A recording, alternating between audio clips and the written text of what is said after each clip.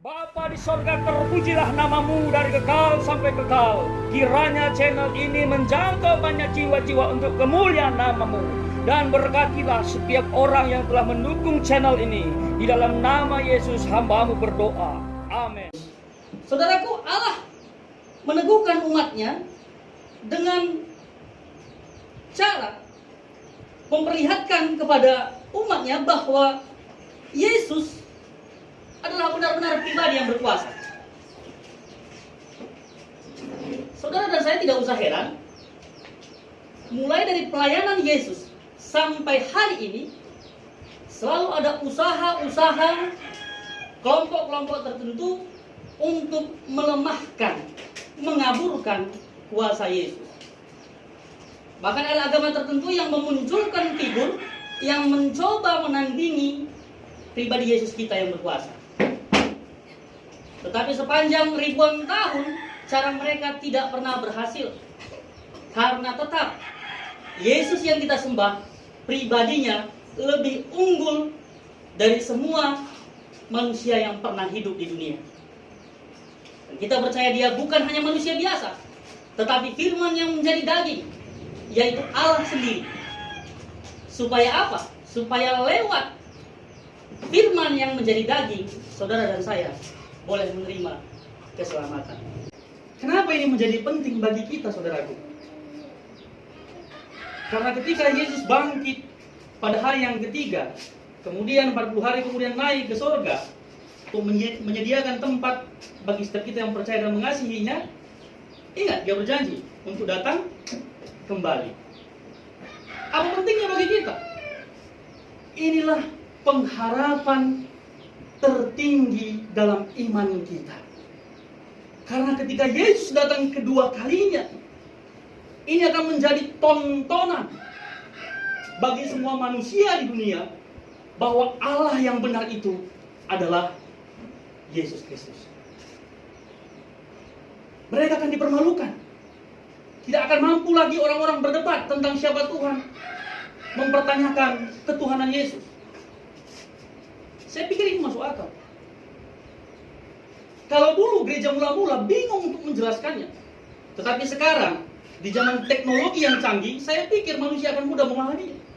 Kenapa? Lihat saja internet. Siapa yang pernah berpikir tentang internet? Ya, dimanapun kau berada, kau bisa akses apa saja. Begitu juga nanti kehadiran Tuhan. Ketika dia datang, semua umat manusia akan lihat. Pada waktu itu yang masih hidup. Bagi setiap kita yang mungkin sudah mati akan diberi tubuh kemuliaan. Dan yang menariknya bukan sampai di situ.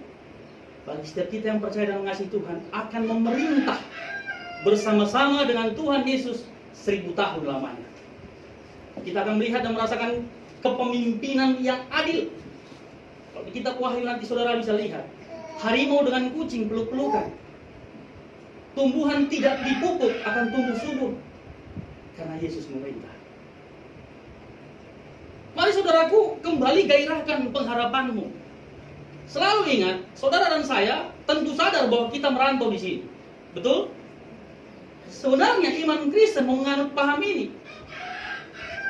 Kita di bumi ini sebenarnya merantau. Kewarganegaraan kita adalah kewarganegaraan surga. Kita ada di bumi hanya untuk penugasan sementara. Jadi sangat salah kalau dalam mindset pola berpikir saudara adalah dia mencari uang untuk membangun kerajaan di dunia. Firman Tuhan katakan dengar dan karat akan merusaknya. Karena tempat kita bukan di bumi ini. Hanya sebentar. Tujuannya apa?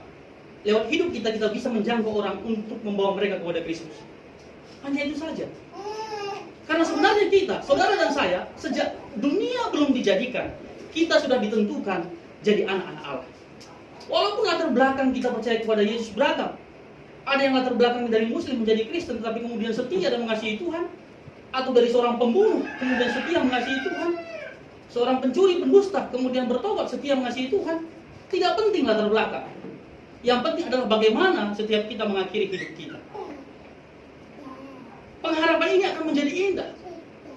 Kalau saudara dan saya berpikir bahwa hidup kita di dunia ini hanya sementara, tentu kita akan menjaga hidup kita supaya Tuhan disenangkan.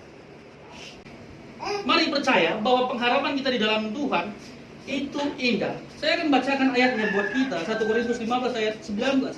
Jikalau kita hanya dalam hidup ini saja menaruh pengharapan pada Kristus, maka kita adalah orang-orang yang paling malang dari segala manusia.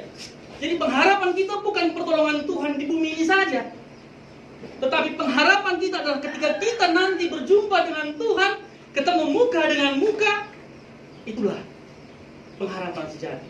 Karena saya mau katakan, sebenarnya kebutuhan asali manusia adalah kembali kepada penciptanya. Semua manusia, apapun agamanya. Itu sebabnya manusia berusaha menciptakan agama. Karena mencoba untuk dekat dengan Tuhan, dengan pencipta. Tetapi itu akan menemui kegagalan. Kenapa? Karena ketika manusia jatuh ke dalam dosa, serta-merta manusia akan terpisah dari Allah. Kalau dulu di Taman Eden, Adam dan Hawa bisa mendengar derap kaki Tuhan. Bisa mendengar langsung suara Tuhan. Tetapi ketika mereka jatuh ke dalam dosa, maka terpisah. Sejak itu muncul dalam hati manusia satu pengharapan. Kalau Allah bermurah hati, suatu waktu manusia bisa kembali dekat dengan pencipta. Makanya pada umumnya manusia punya agama. Termasuk yang ateis, walaupun mengaku tidak punya agama, tetapi mereka menciptakan pemahaman bahwa pengetahuan mereka lah yang benar. Nantikan itu. Hiduplah seperti seakan-akan besok kita mati, supaya hidup kita bisa dipertanggungjawabkan. Karena memang kita nggak tahu kapan kita mati, betul? Kita mempelainya Tuhan. Dan saat ini kita sedang didandani oleh Tuhan supaya kelihatan cantik. Ketika Tuhan Yesus datang untuk kedua kalinya, kita akan menyongsong mempelai pria itu dan bersama-sama dalam pesta anak domba. Mari saudara, tetap giat. Dimulai dari hal-hal yang sederhana. Datang ke gereja dengan semangat, usahakan tidak terlambat. Karena kalau terlambat, diragukan semangatnya dari rumah. Mungkin bertengkar dulu dengan istri, atau mungkin apa begitu. Karena saya tahu, andai kan kita hari ini dapat undangan dari Jokowi, makan malam nanti malam, kurasa kita nggak ada yang berani terlambat, betul? Saya percaya kita semua akan belajar begini. Dimulai dari hal-hal yang kecil.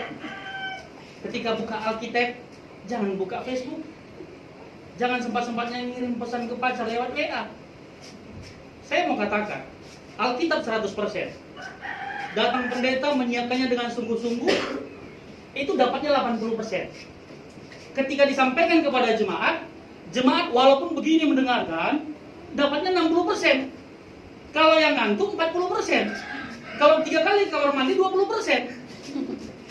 Kalau tertidur di belakang 10%. Pulang nggak akan dapat apa. Apa khotbah tadi? Waduh, aku mimpi aku katanya pulang. Kata tidur di belakang. Jangan menjadi Kristen roda. Itu yang menjadi fenomena di Inggris sekarang. Tahu Kristen roda? Kristen roda itu artinya dalam sepanjang hidupnya hanya 3 kali ke gereja. Yaitu waktu bayi. Di dalam kereta sorong, kan ada rodanya. Datang ke gereja kemudian diserahkan kepada Tuhan. Kemudian waktu menikah, naik kereta roda. Datang ke gereja diberkati. Dan terakhir waktu mati. Ya, datang ambulan membawa ke kuburan. Kalau Kristen roda dipastikan hanya akan menjadi batu sandungan. Firman Tuhan adalah cara satu-satunya untuk meneguhkan umat ini. Walaupun mungkin akan dinyatakan yang utama melalui Alkitab, yang kedua bisa melalui hamba-hamba Tuhan yang menyampaikan kebenaran, yang menyampaikan firman Tuhan yang dia kutip, tetapi selalu Allah meneguhkan umatnya melalui firman-Nya. Kita lihat di ayat tadi, sama dengan apa yang dikatakan dalam Mazmur 119 ayat 105, firman-Mu itu pelita bagi kakiku dan terang bagi jalanku. Di ayat lain, di kitab lain ada mengatakan manusia akan menjadi liar tanpa firman Tuhan. Jadi untuk ini saudaraku yang dikasihi Tuhan, ketika mendengar firman Tuhan, tunjukkan sikap hormat. Saya senang di sini kelihatan antusias. Kalau di gereja kami di sana di Tanjung Balai, ada beberapa jemaat yang suka menjawab-jawab ketika pendetanya khotbah. Pendetanya bilang, jangan mencuri. Dia bilang dalam kedengaran dia dengan temannya, siapa pula yang mencuri? Dia yang pula mencuri. Saya di belakangnya, wah gawat ini. Waktu pendeta khotbah dia berani begitu. Dia memang orang kaya, majelis gereja. Tapi kenapa begitu? Ketika gembala bilang, bertobatlah. Kau lah yang bertobat. Katanya, aku. Saya sangat berharap tidak ada di sini. Siapapun dia kalau sudah di sini, walaupun mungkin khotbahnya buruk, tunjukkan sikap hormat. Jadi Allah meneguhkan di sini, dalam konteks Allah ingin kita tetap kuat berdiri, kuat pada pendirian kita, kuat pada iman kita, kuat kepada kesetiaan kita kepada Yesus Kristus, apapun tantangannya. Jadilah seperti Yesus. Dia seperti ikan di tengah laut. Walaupun hidup di dalam air laut yang asin, ikan itu tidak menjadi asin. Jadilah garam dan terang. Puji Tuhan.